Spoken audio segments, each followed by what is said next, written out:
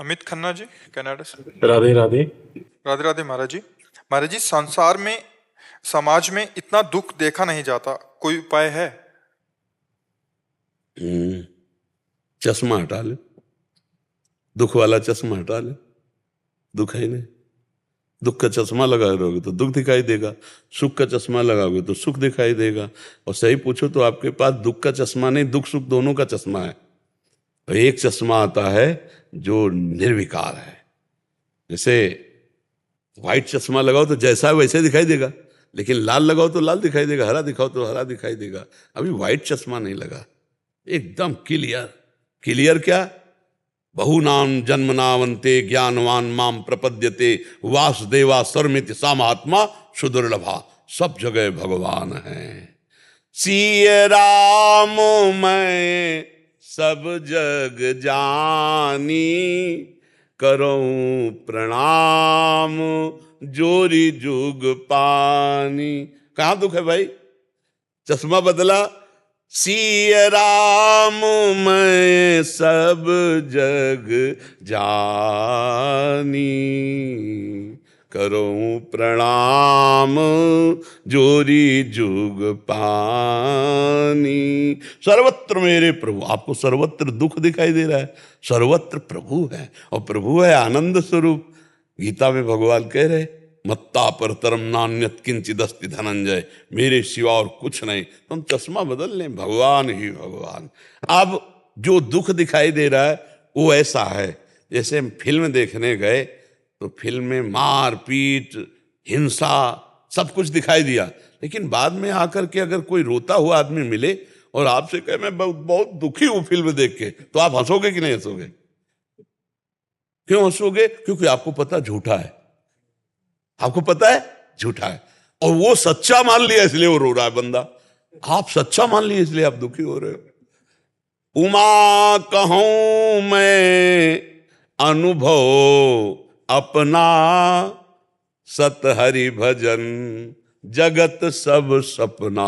सपने का रील चल रहा है। अच्छा, दुख किस बात का होता है?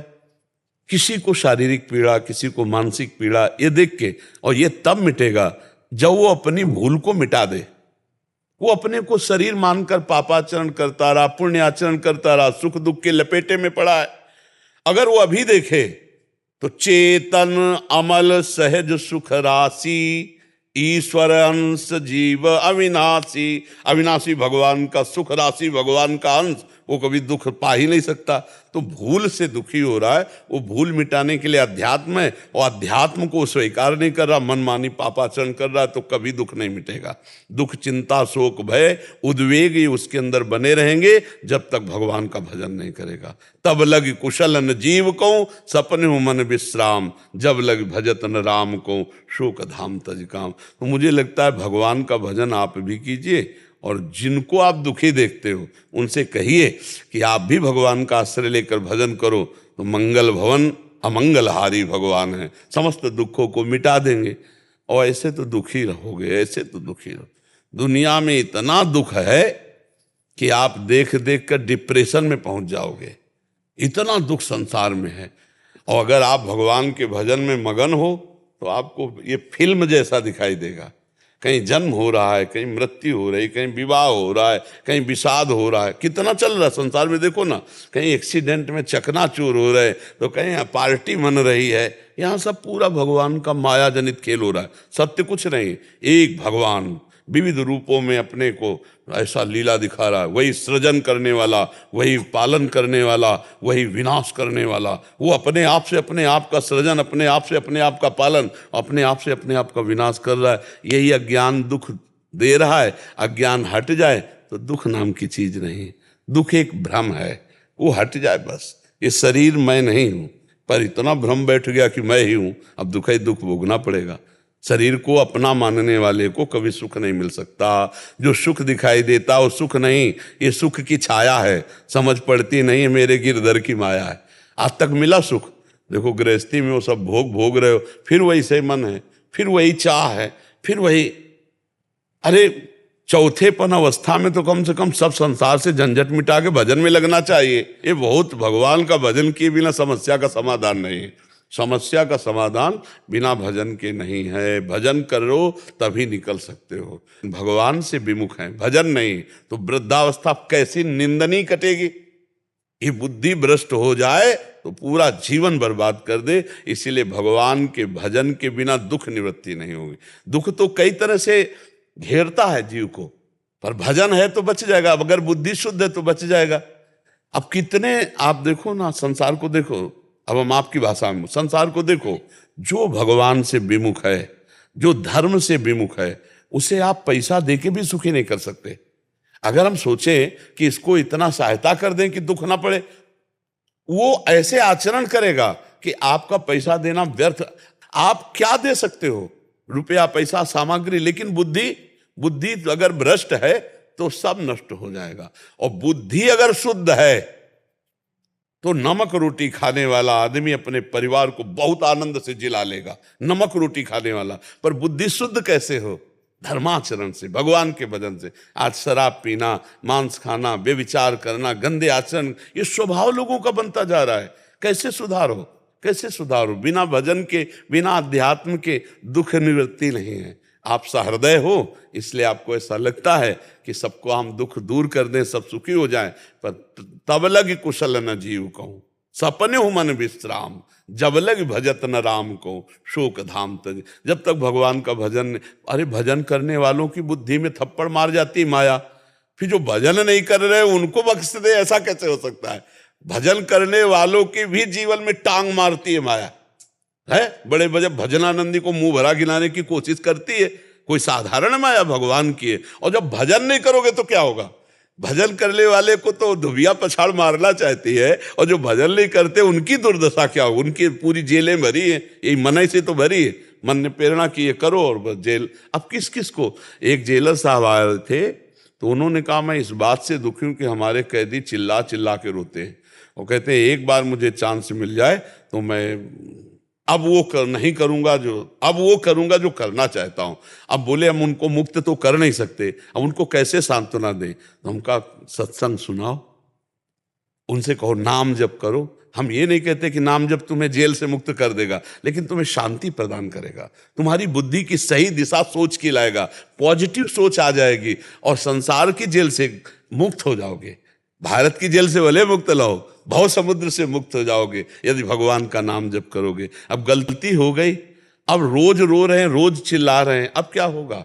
पहले बुद्धि शुद्ध हो तो बात बंद। इसीलिए बुद्धि को शुद्ध रखने के लिए नाम जप, भगवान का भजन करो, स्वयं करो और दूसरों को करवाओ तो दुख निवृत्ति हो सकती है, अन्यथा दुख भोगना ही पड़ेगा। अब तो क्या भजन करने वाले को दुख नहीं मिलते? दुख आते हैं पर भोगना नहीं पड़ता, क्योंकि भोगने वाला मन भगवान के आनंद में रहता है, इसलिए वो भोग नहीं भोगना। भोग है, शरीर में दंड है, दुख है, पर वो होते हुए भी नहीं है। अच्छा, संसार के सुख है पर बुद्धि शुद्ध नहीं है तो होते हुए भी नहीं है। आप विचार करो, कोई सरकारी आदमी को बढ़िया पेमेंट मिलती होगी, बढ़िया भोजन बनाने वाला रख ले, बढ़िया सब सेवा वाला रख ले, खूब भगवान का नाम जप करे, कथा, अब पूरा जीवन सुधर जाए। इसीलिए बहुत संभलने की जरूरत है। नाम जप करो, अध्यात्म के वचन सुनो और उन्हें अपने जीवन में धारण करो तो आप प्रकाशित गृहस्थ हो जाओगे, एक अच्छे गृहस्थ। एक मनुष्य जीवन बड़ा आनंद का जीवन है। अब पत्नी अनुकूल हो, उचित धर्म पूर्वक धन कमा रहे हो, शरीर स्वस्थ है, नाम जप कर रहे हो, इससे बढ़िया जीवन क्या है? अब जो आजकल बुद्धि भ्रष्ट हो रही है, बच्चा बच्ची है, जो गर्लफ्रेंड बॉयफ्रेंड, अब ये अच्छे पति बन पाएंगे, अच्छी पत्नी बन पाएंगे, इनका परिवार बड़ा सुदृढ़ चल पाएगा, क्योंकि मन चंचल। जैसे हम कहते हैं कि 4 होटलों का भोजन आप हफ्ते में पाना शुरू करो, फिर आपको अपनी बंधी रसोई का भोजन अच्छा नहीं लगेगा, नहीं ना।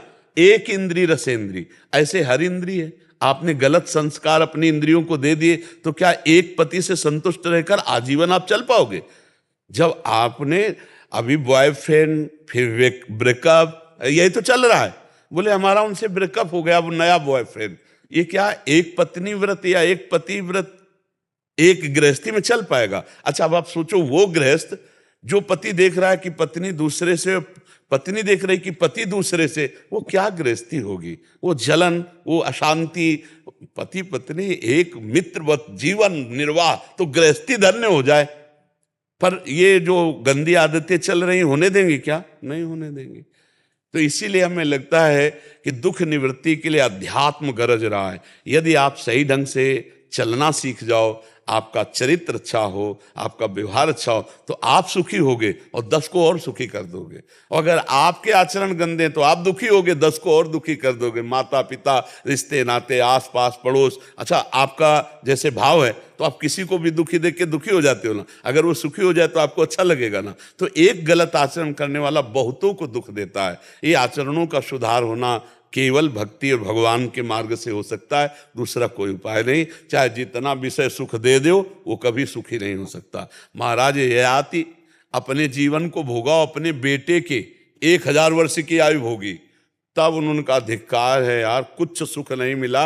अभी तक वो वैसे ही चाह बनी रही। इसलिए उन्होंने निर्णय किया कि भगवान से विमुख पुरुष को संपूर्ण विश्व के भोग मिल जाए तो भी वो तृप्त नहीं हो सकता। इसलिए भगवान का भजन अनिवार्य।